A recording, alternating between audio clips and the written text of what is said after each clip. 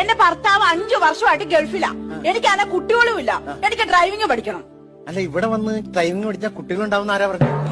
അയ്യോ, അങ്ങനല്ല. എനിക്ക് എന്തെങ്കിലും ഒരു എന്റർടൈൻമെന്റ് വേണ്ടേ?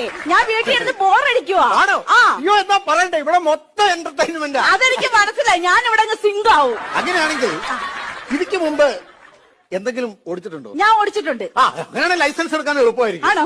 എന്താ ഓടിച്ചാണേ? കോഴീനെ, പട്ടിനെ, ആടിനെ ഒക്കെ ഓടിച്ചിട്ടുണ്ട്. അയ്യോ, കോഴീനെ, പട്ടീനെ, ആടിനെയോ?